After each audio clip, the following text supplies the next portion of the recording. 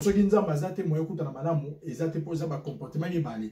Or ce qui est comme ba comportement mibale comme déjà des lignes parallèles. Or les deux lignes parallèles ça se rencontre pas. Waouh.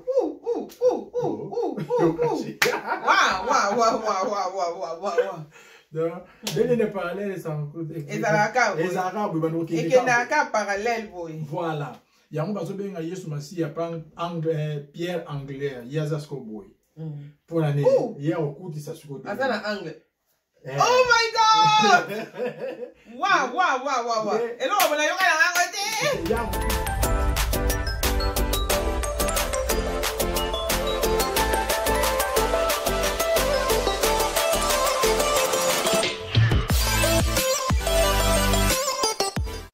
Hello la famille, hello tout le monde, bienvenue chez nous. Bienvenue ici, une nouvelle vidéo dans notre maison. Bienvenue chez les Ndombassi. Nous sommes très contents de vous avoir aujourd'hui. Mon nom c'est Kiki, je ne suis pas seule aujourd'hui. Je suis avec les patrons de mon cœur qui est... Papa John.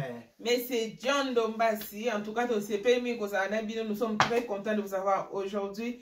Vraiment, vous tous ceux qui êtes là, vous aurez un café, prenez des cafés, et puis prenez aussi du thé, prenez du jus, prenez de l'eau, tout ce qui est ensemble, qui va vous mettre à l'aise afin de nous suivre. Cette partie par la grâce de Dieu que nous allons partager ensemble avec vous. Voilà. Si tu es venu pour la première fois, tu as visité cette chaîne en passant, je t'invite à pouvoir t'abonner, abonne-toi et puis aimer la vidéo et aussi la partager à vos amis, partager aussi à la famille. Ça nous fera du bien.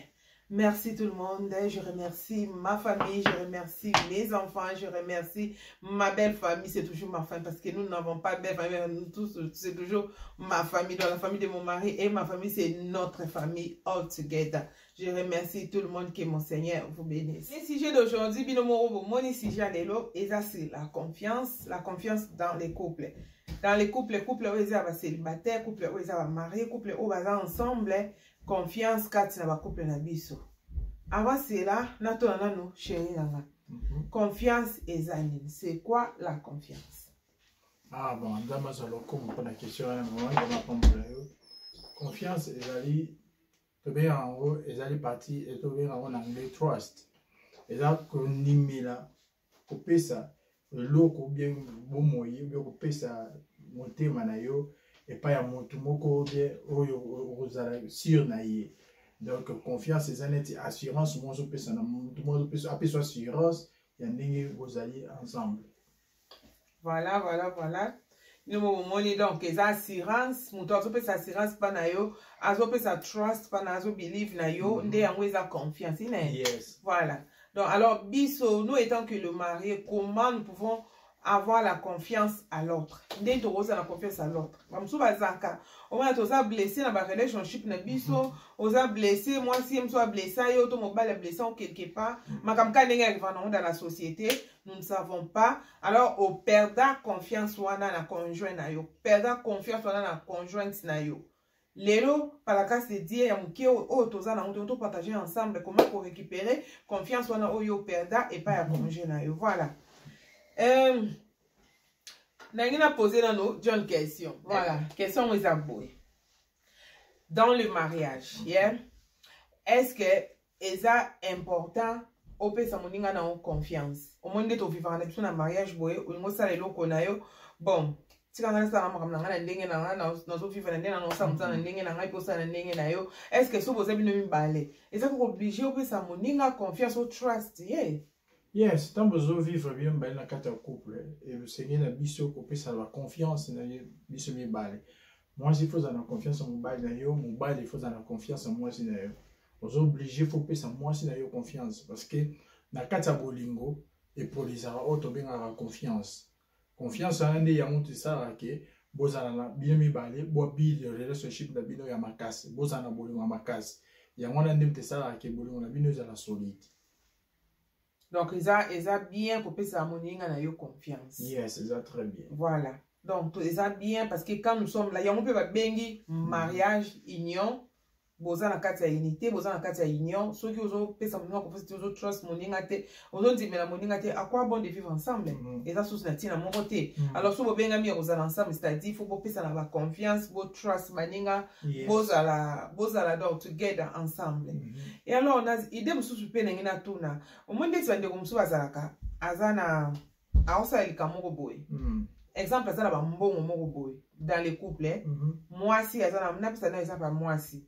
Maman cause azana mbongo moko boy, moi quantité mo ebele. Alors abi moi na somba na mbongo ezaki alobaka ke mbongo yo na seka azana mbongo ebele moi mbala pesa mbongo ezaki moi songo mbongo akepesa epa ya camarade na par exemple. Alors ce qu'on a kawana confiance ezali to ezate. Non, la plan d'akawana normal, d'akawana ils ont déjà confiance ezate. Aussi au baby c'est déjà nzela na libala. Au moni tant to bala na rabi le soba to koma ilo moko, to koma mutu moko. Donc yo no mobile no boza mutu moko. Il faut retrust mobile na yo na poignonso, koza na confiance en mobile na poignonso.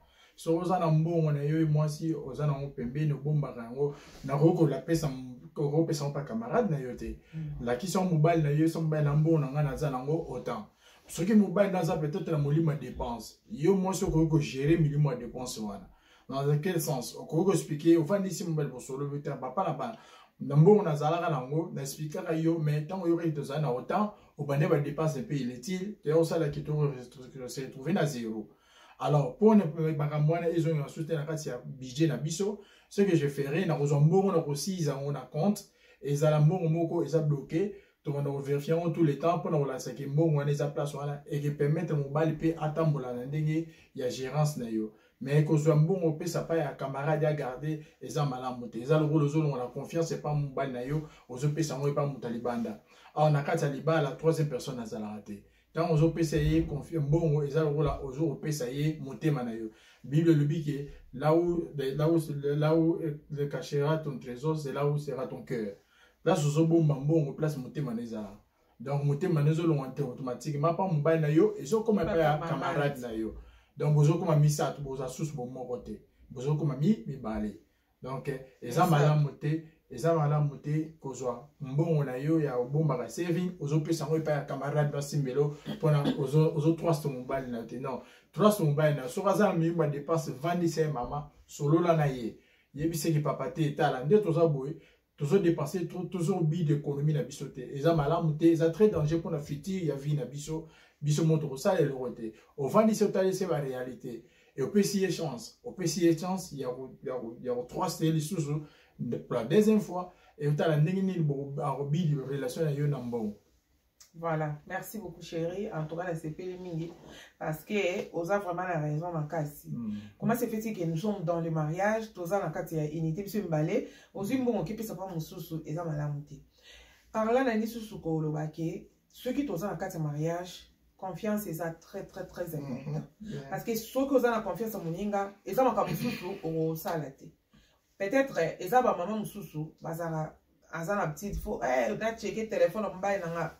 Also nani na checker bank account en bas na fona ba mbongo na eza combien mais ce que ça déjà na confiance en mobile na yo bozaka na ba vérité na plan wana et puis que on need du coup tu peux te ko senga mais téléphone en bas na yo on vérifie que à ba communication les akindeni na do texte na no so na parce que tu avais déjà la confiance. Alors nous vous en prions dans la vie, tous à la nanu, na bolingo nanu ya biso moko parce que s'il y a l'amour first, oui puis que on ben nga dinga jamais ko sanga. Moi si nga dinga jamais ko sanga donc nenga bimi wana ata mutu ko benga nga lelo ke kiki na moni kingani na hotel na moni na di ke suke uti mutu na hotel ndio tout ça la mabe. Donc na vie tous na bolingo ya liboso l'amour first, d'aimer ton prochain, tant besoin na transparence sur tout le plan dans le mariage. Confiance et cause. Voilà. Et là, on m'a ça la raté dans les balles que oh tiens, non oui ça n'a été. Ah na kende gata boy na sala ta mo lo boy ah na beta na ngai solo te parce que a compare azane dans la confiance na ngai azane déjà na ni na ngai donc non. Transparence ou ezali c'est tout le plan, il y a un débat dans la confiance dans l'un ou de l'autre. Attends, moi, pas ébisoté. Attends, là, on va caché dans la confiance. Mais tant que t'as déjà quand t'es au vivant, déjà, tout ça, la transparence. la transparence financière, la transparence na vie na biso maritale, la transparence na vie na biso parentale, étant que le parent n'a pas la transparence, c'est toute la vie na biso relationnelle, na vie na biso ba friendship, na vie na biso social, surtout ça déjà la transparence entre nous. Mobile na ngai déjà qui était moi c'est ngai za la raboué alors wana ke benda confiance na kati ya libala donc elo nga na beti c'était wana za mingi to za la transparence tant que to za na kati ya couple mama za na transparence na makamno zo sala papa za na transparence na makamno zo sala ya onde ko benda confiance ya moko eye kati na bino. Yes, confiance mama eza penza yo moko eza clé na kati ya libala. Pour libala pour tango la malamu, il faut d'abord vous avoir la confiance il y a l'un et puis l'autre. Ceux qui ont la confiance il y a moi si na yo. Peu importe makambo ko ya, mais leur les bosso replacer confiance yo zanango. Parce que confiance et baby ça déjà au notre bien ranzela à troisième personne. Au moins la troisième personne a rechuchoter dans les toits makambo ya moi si na yo, mais tellement ça la confiance na ye. Moi makambo ne koto na mutema et ezalate. Parce que vous avez la confiance il y a moi si na yo. Vous avez la confiance il y a mobali na yo. Bilo connaît très important dans le mariage. Nous sommes un couple belé, tout le monde a divorce parce que confiance est zate. Confiance est zate pourquoi? Parce que monsieur vous avez que moi si peut-être à la confiance à mobile a eu gaspiller confiance wana. Azaï na confiance à moi si a eu dommage confiance wana pour la nini parce que bazaï na ba trust mais ba trust est vu ko beba pour la nini ba comportement moko na moko. Mais et là c'est très important ça nini. Confiance et ça le rôle amour. Dit les autres sabiso que baby l'amour supporte tout et l'amour pardonne tout. Na kati ya couple ne besoin vendre boy. Il faut qu'il y a un temps où ça qui beaucoup vendre si vous moni ça malamu te zo tambola bien te bo vandi bo solo li. Bo tout bien la transparence parce que transparence n'est à honte beau ça va bien avoir confiance. Parce que tant on a transparent pas moi c'est na yo ça transparent pas mbay na yo et zo beau tambo ma confiance. Et que ça là suko que attaque contre mon tayo le mamabe pas moi c'est na yo to pas mobile na yo confiance et zo là ta place. O yo ra monter na numéro te atete bot na so lamba esili. O kale mutu wana mais o zeli mbay loye o tuni bo solo na yo.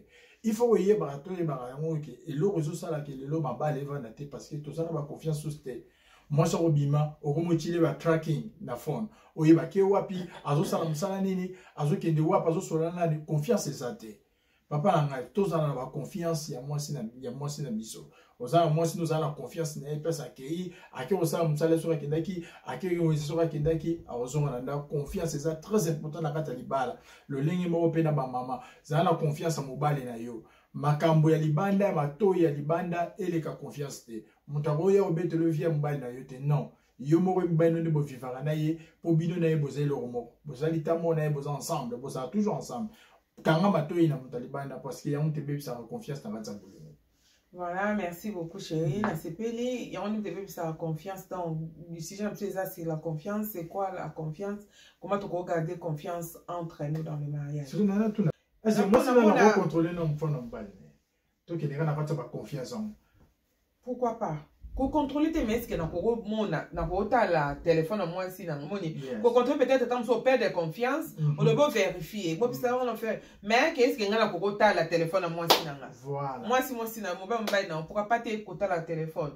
Soit téléphone et si vous avez besoin au checker le côté ça la ligne. Est-ce problème te? Pourquoi on bombe la moi sinon pourquoi on bombe non pourquoi? Voilà. Et ça problème te. Thank you chérie. Donc il y a un parce que ça batebele ozomona ke phone na ye mobile asimbaka te phone na mwasi asimbaka te mpona nini confiance eza te password naza na confiance na ye elonga bapassword ekoma nini ekoma babengaka ngo nini elonga bapassword ekoma oyo eza donc foka elongi na ye donc fo elongi na ye so elongi na ye po elonga kutu batoch kuli eza mpe lisusu te ke non otie bosiko ekomaka elongi po telefone efonga mpe mpona da elongi ya mobile to ya mwasi abifonga mbano. Donc même na mariage omoni esalanga mpasi okomona mwasi azwi phone na mobile po abenga azotuna mobile password neza nini ayebi password na mobile nete password neza nini otia nini non wana ezola ça déjà ke bino mbale confiance ezalaka te parce que si on a la confiance moi c'est la rose à fond on a déjà code na yo tchaka tu déjà code à bengi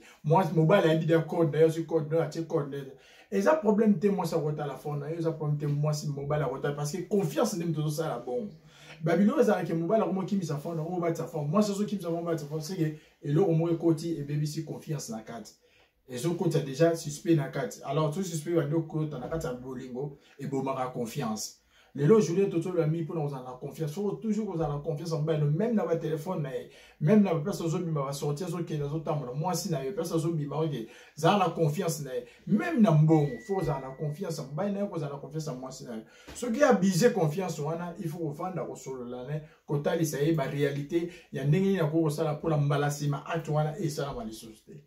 Voilà, idée mususu pe nengina soulever et ça fait sous na ba couper mususu maintenant la confiance sur le plan il y a ba tam mususu il y a moi na couple na ba ngwe mususu na famille ko lia au moins la mobile soit ki musala en zon anda ko moi sala mbeli po alia au moins ndende ti moi ça ko sala ma demo roboé au moins en tout cas allié ça non na bana beki na bana les enfants venaient pas piquer ceux qui m'appellent ça moi ça olinga te bana balia abengi no bana on peut ça no ko laisser bana après mo allié vraiment ils ont malamté il a malamté tous à la confiance dans ma partenaire na biso pour muta ko chelope poison lelo mais ceux qui nzamba lo baki ke yo ku fato me poison ku faté so ko za mona nzamba ku faté donc tous à la confiance na biso donc tous à la confiance en soi-même tous à la peine en confiance il y a partenaire na yo ya mo santu comme mbali na si ko lo musupe na dingai na tuna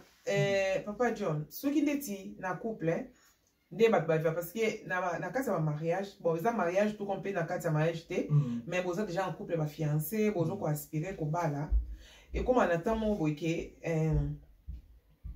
bo sala na mabe mon boy mo ba tam ça conseil que na likamo be tout moi ça conseil qu'on est loko mon boy ou le confiance parce que to bo ça na te que mon thème eza partie moko vraiment très fragile une fois que moi likamo salami donc mon thème vraiment donné ezala au long de confiance na mutual so comme ina ka ok moko na wino moko entre les conjoints à kosa moninga to asala e kamo be sala ke mobile longola confiance pa na et kaye pa na a s'excuser pa na a zone pa na ba balela bango normal mais conjoint na mususu wana loka basake loko ana azaso na confiance te sko kana o lo bani et na lo bana boye maman faut passer chance parce que au moins biso kutu to sumu kali bozo na nzambe to bebisa mibeko ya nzambe to kima bozo na nzambe mais nzambe apesa biso deuxième chance na nzela Yesu Masiya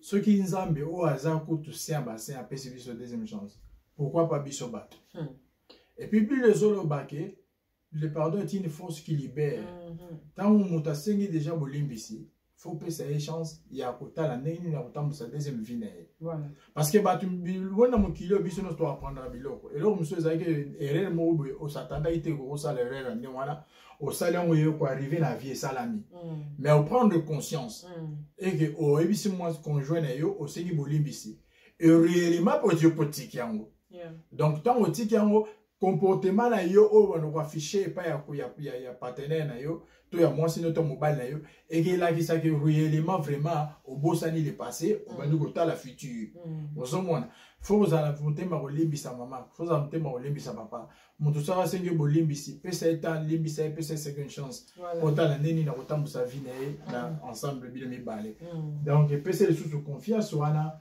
o bandaki liboso pour confiance ba pesa onda mbote confiance pesa mama mobimba eza eloko etambola na vie 100% ezaka ka confiance na bolingo confiance na bolingo ezala 90 te ezala toujours 100% so yeke mobimba Yesu tanga lingaki biso bien babita metanga lingaki biso apesi Yesu mwana ne moko unique o akobota akobomba epege non eza unique mais apesi akufa pona biso parce qu'apesi confiance na biso donc biso peut c'est ndenge moto za ensemble couple to pesa na ba confiance on a la confiance et ça le nazo believe nazo 3 mois c'est na pas zo 3 ngai nenge nzambe azala na biso to sinima nzambe to 3 nzambe na makambo yo ya minene to nzambe ko sala ozo bonde la nzambe lo na ko mo be peine mo bozo le passe mo bozo bonde le nzambe ko sala pour ani oza na 3 ya nzambe ngana lo bango confiance na kati bolingo eza lo la taximen au moins so matina taxi au pesa na mbongo pour sauter au yebi sa taximen destination au yebi c'est que na okende peut-être na ville taximen azala ndi kondima ke no au pesa ka mbongo voilà na poto na kongo ta kota kamba mo pesa Nakino kotika maman la taxi biso pesi. Ba biso do la niveau poto a. Donc ndenge to sali toi c'est ça là. Ozomona amatomati taximen on sengo bonté. On se son bon on sengo bon na destination tango komi. Pour la nini azala 3 années bi opesa mbongo. Ndenge bolingo tambola. Bolingo zifo sala na 3 ya. Moi sinon za mobile na yo. Na yebika ngena suka lango ba on senga nga obisa nga keza yi combien.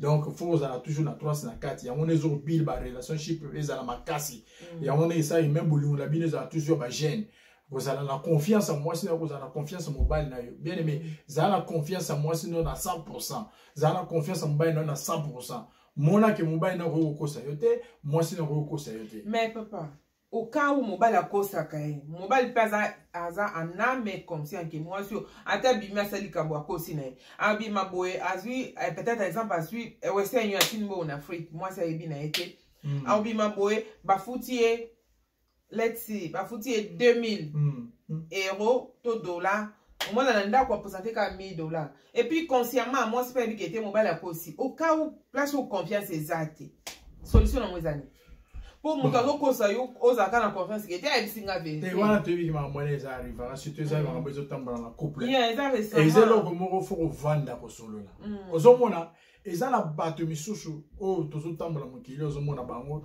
bavandi ka ndi ala bolingo mais azala bolingo na yote avandi pour intérêt moko quelconque voilà azo sala likamo bo quelque part c'est quoi azo linga intérêt na esila ce que intérêt na esili yo pa bu pia ozomona azo vanda l'intérêt mais mobile o avandi pour bo build relationship na bino bo build future na bino together abano expliquer yo ba entrer na union so expliquer ba détail makambo so ça so on remarquer déjà mobile abandi ko bomba makambo ou bien soit moi ça so bomba makambo yeba déjà que dans mobile wana aza so sérieuxité moi ça na za so sérieuxité donc ça a quelque chose on va quelque chose ali ce qu'il faut bo vendre bo solo là vendre ça mobile na yo soli ça mobile na yo soli ça moi si na c'est papa likamunini nazo mona clarté na likambo boy na moi les clarté na likambo et là on dit qu'est-ce qui ne va pas et là on est au sala qui au sala boy parce que ngai nazota liso makambo nga nyonso ndenge ezotambola nazota liso vi na nga ndenge ezokende po nini yozobombela ngai papa ntango olingaki ngai tokome bomoko tokoki okoki kobombela likambo te soki eza na likambo ezomarche bien te yebisa ngai nakosala nini nakoarrange c'est comme ça dialogue fo ezala na kati ya libala soki opesi dialogue na ye omoni ke moto wana azoyoka kaka te omemengo mpa nzambe nzambe oyo achange mitema bato akochange motema na ye. Voilà, amen, amen, papa. Et sur les appels la vérité. Donc, c'est Dieu qui est au centre de nos mariages. Sur Nzambe, à Sali, sur Nzambe, à Bundi, sur Nzambe, Yemoko, à puis solution, qui nous sommes la solution, à Zate. Voilà.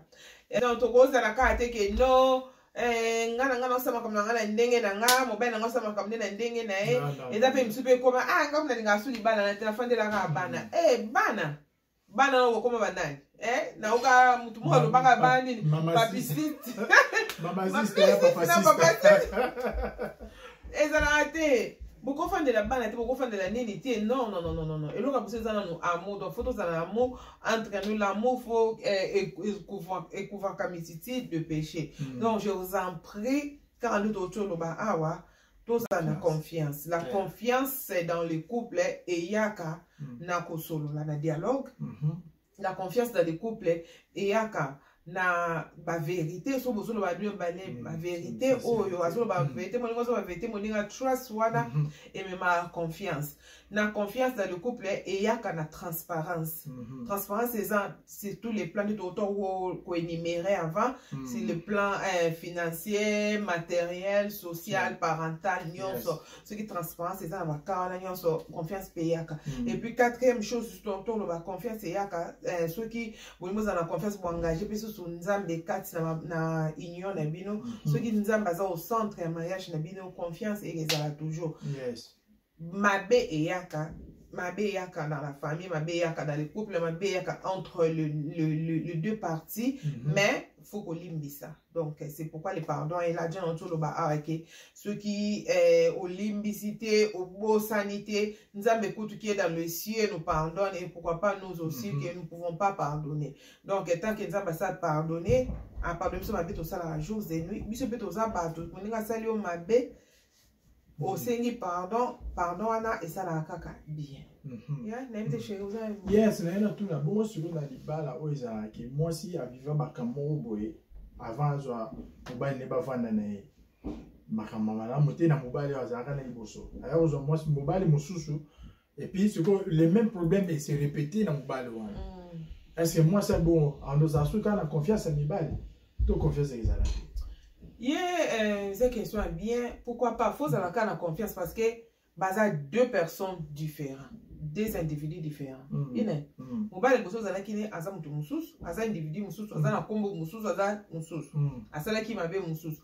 Oyo zui wana yo moko tango boya ki wana omona kaza mabe, ozui wana pe avant bala yo mais yo mo o lingiye et puis o sepeli na ye et puis kenan oyo ko simba par rapport à wana.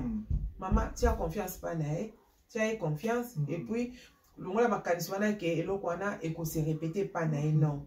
Parce que l'autre, même pas mon sous-sous, rien ne dit qu'il faut se répéter et pas l'autre, non.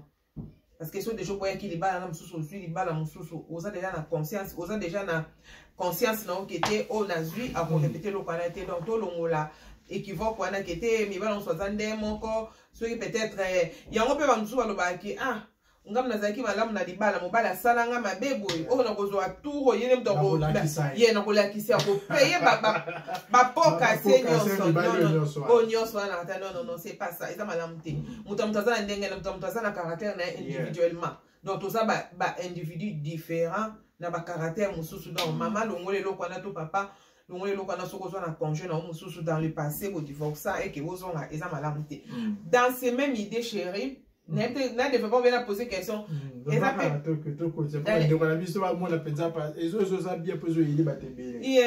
et ça fait la bana mususu quand dans ces mêmes idées moi na muso à Bali jeune fille à Bali papa ni andoko beta maman na e makasi alors on bala et kota ina mutu ina mibali ina bon mibali dans le sens que masculin. Moi, ça soit la confiance, c'est ça. Tout le monde a ça dans mon bali, na confiance en bali, c'est ça le bali makambasala et tout et tout. Tout mon bali mon boy, en or fait la famille, maman nae makambo, en or ça la papa nae, maman na or maman na ba chauffeur, en or mana ba tout musu, ça so cheat papa nae, azo bima, azo ça la pédicité ailleurs. Alors moi na mon bali na yoka donc ce qu'on bala moi c'est bien, bah ça va ça confiance, c'est ça maman na or ça papa na c'est que moi sopé, en ça ngali kambo. Ce que so ko mina kawa, des années.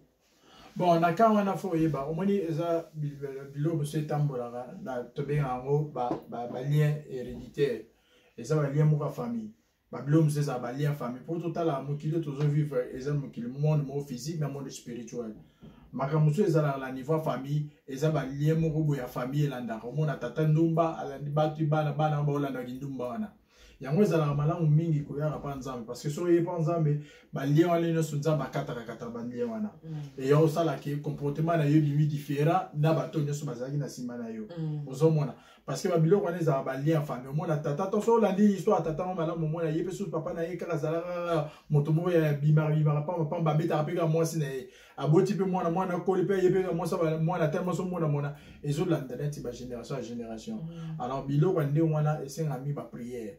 Il y a un autre qui quand ça couple faut que tu aies nzambe na katikati parce que nzambe ne mta briser ba lien wana au moins na mobile na comportement mabe comportement ne changer yo mona te mobile dans le monde to kenda place monter mobile si mobile babi ah tout le monde a bandé connaît mais yé azara différent voilà yeah idenge azara net bandé connaît te comprendre raté pour ani parce que bonzambe ekati ba lien wana yo ozo ke na nzela mususu ba bazwa direction mususu ya on to bien on ba lien familial mususu fait katanaka donc nyo se fait katanaka parce que et même ba comportement mo quelqu'un qu'on a kata libala au moins mbali mususu azana nzo de native bo azana kwa beta mbali beta moi sinete mais tellement ba lien ne kangama na ye elata ye posone beta mo masina ye mettons bo kata ba lien wana bo na ma prière au moins mobile a changer.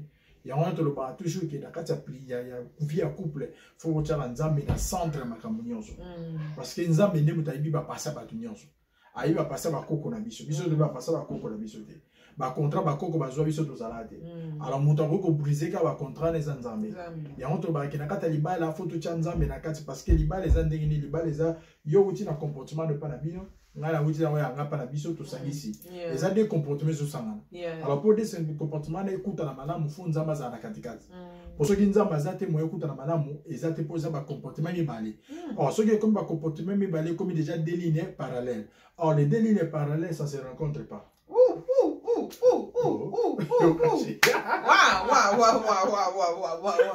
donc des lignes parallèles ça rencontre et arabes parallèle voilà yango bazo benga Yesu Masi ya Pierre Anglaire yazasko boy pour l'année hier au coup ça se côté azana angle oh my god wow et là on va la angle hier au coup ça se côté oh come on yebi ka biso be visiter les bandeliers wow na yo kangote yango la sikoyo parce que yende mutu asala libala ayebi ke libala etambola na deux lignes parallèles yende lokola sala on sikoyo abima lokola angle droit yende mpena sikoyo akanisa libala yango to banakata libala fo kozala na nzambe fo botambola na nzambe yeba bien tant déjà bobala li satan kutazali ne koto contre yango pour satan linga libala te pour libala eza union satan linga unité te satan zana pour la division tant déjà bobala ni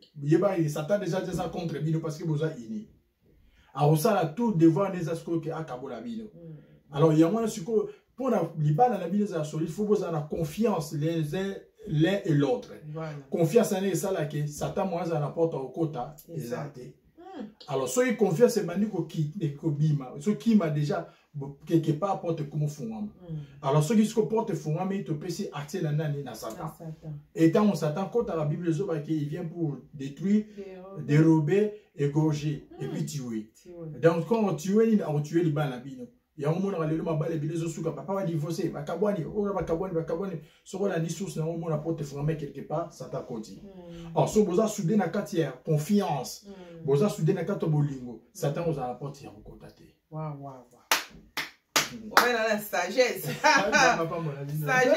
sagesse, c'est Fanny. En tout cas, merci beaucoup. Nalinga pesu suna lubaka mukie pona bana les enfants bana o baso ko aspirer na libala ba fiancé ba makambo elekana ba parents na bino faut pas comparer tes parents à ton conjoint donc moi si ko comparer maman na te caractère maman na yo pas ya moi si ko comparer caractère papa na te pas ya mobali peut ko comparer caractère ya maman na te pas ya moi si sinon te beaucoup ko vivre na bolingo moko ya culpabilité confiance exacte parce que c'est que vous avez vécu dans la maison o ba parents na bino na ko sala et puis ça bino ba blessure moko intérieure alors tant beaucoup ça libala la bombe ba blessure wana alors na oui ça mutu moko que tant que vous êtes dans le mariage blessure wana tonga yango bande yango dans la prière par Jésus-Christ notre Dieu a bandé ba potence les amitiés manabiso en fait que tous à la heal tous à la guérir pour que tout le monde a mis balle na biso to base na partenaire na biso bazaka ba o ba individu onga na lingi papa na ngate na lingi mama na ngate na lingi mariage ya parents na ngate nga na lingi de mariage ya nga na zo construire ya nga to zanango dans les fétiches parce que caractère na nga kiki c'est pas le même caractère na maman na nga caractère papa c'est pas le même caractère na papa na donc papa na maman bango bas bidi ya bango vina bango biso be tozo bidi ya biso tuko be bana biso be tango ba kokola ba caractère ba bidi na ba famille na bango ezala o ya biso te donc yango tozo lobake mwana wazalaki azokaki ozalaka blessé par les parents ozalaka blessé na caractère ba parents to ka comme on a libala te tia confiance na conjoint na yo tia confiance na conjointe na partenaire na yo trust ye timelaye pesa confiance nyonso zala na vérité zala na assurance na ye nyonso keleka malamu par Jésus-Christ amen et puis biso bato misusu na opisenga na bino oyo bozoko bobali mibali musu parce que obozala na bango bazalaki na ba comportement mabe ba blessa ki vino combien mango pa ya mobali oyo kokuta te ozu ya sika te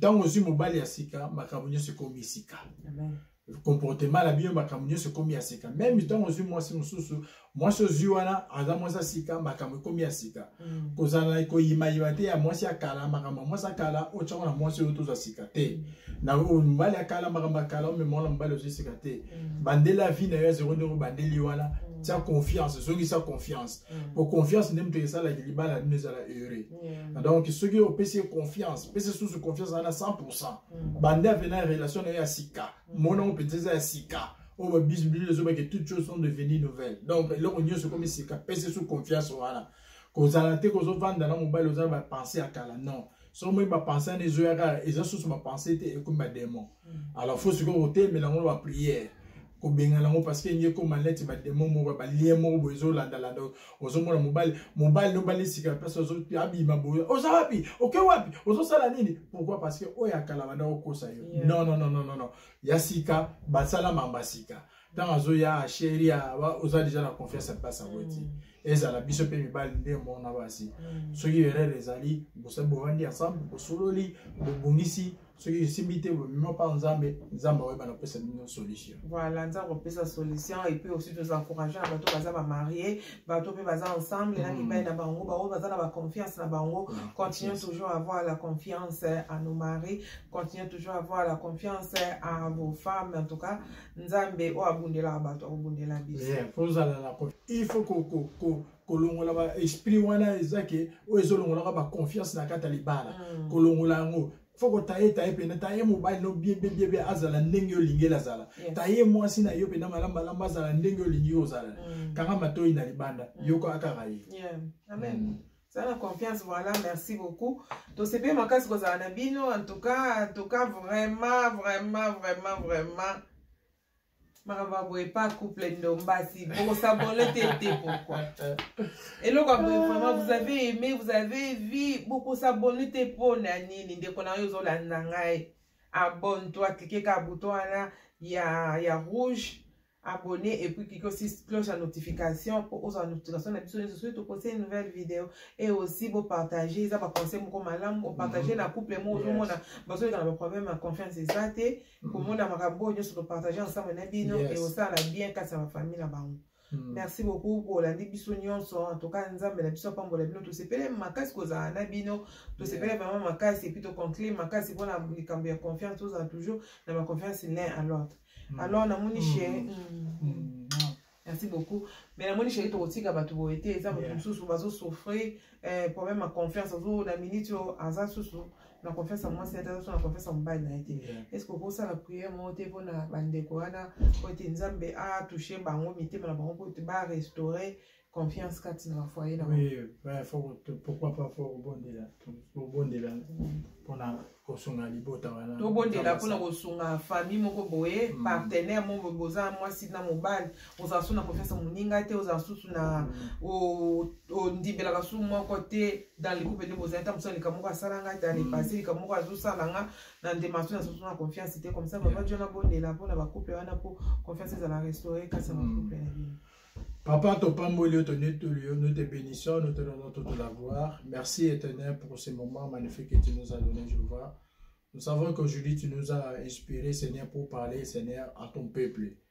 Laisse que Jésus-Christ, dans ce moment, que c'est là, le Saint-Esprit prend contrôle de tout le peuple qui nous écoute en ce moment. Nzambe yo oyo oyo daramite mabato nzambe. Yo oyo pesara opangosara bapota ba oyo bazalaki blessé na makambo. Totiki ba couple nyonso nzambe za na ba problème na maboko na yo. Tika ete nzambe yo kota na kati ba couple na opesa kimia nzambe. Esika nzambe kolo couple zo ki kosono nzambe yo pesa bango solution nzambe na bomo. Bebisa moilisa tana kota ipo na kobebisa ba couple oyo nzambe po bazala momoko. Bengane musika na bango na kombo na Yesu Masia. Nzambe totiki ba couple nyonso ba olanda biso na maboko na yo. Tika te kolo kimia na yo ekota kati ya mabota na bango nzambe. Liboko na yo nzambe ekota kati na maboko na bango papa. Ekota kati na ba couple na bango. Ekota kati libala na bango nzambe. Et apporter kimia nzambe. Et apporter ba solution nzambe. Et loko ezanga ki nzambe emema kolo Yesu Masia. O nyonso zaki na melimo ko yima passer les kamomore salama ki papa. Azaki blessé nzambe kolo. Tika te makila na yo nzambe etonga pota wana nzambe Amen. yo zali médecin par céleste nzambe par excellence nzambe tika te yawe osala excellent na kati ya bomo ya couple moko na moko bazolanda biso tobondeli bongo na kombo na Yesu Masiya nzambe nde totiki nyonso maboko na yo na kombo na Yesu Masiya nzambe okontinue kobikisa biso te tobondeli bongo amen. Amen, amen, amen, amen, amen, amen, amen. Que Dieu vous bénisse. Donc, mon la sousou, mbala sima la vidéo mususu o ya masolo na biso ya couple. Nzambe azwa lokumu tomoneli mbala sima tokosola susu makambo mosusu ezali très important mpona koedifier susu bacouple ebele na yasi lelo couple moko ezwi mwa eyano na mituna na bango bazalaki nango na baketi bazalaki nango bobanga te nzambe alola azali mpe azosala. Amen. Merci beaucoup chérie. Bye bye. Bye bye.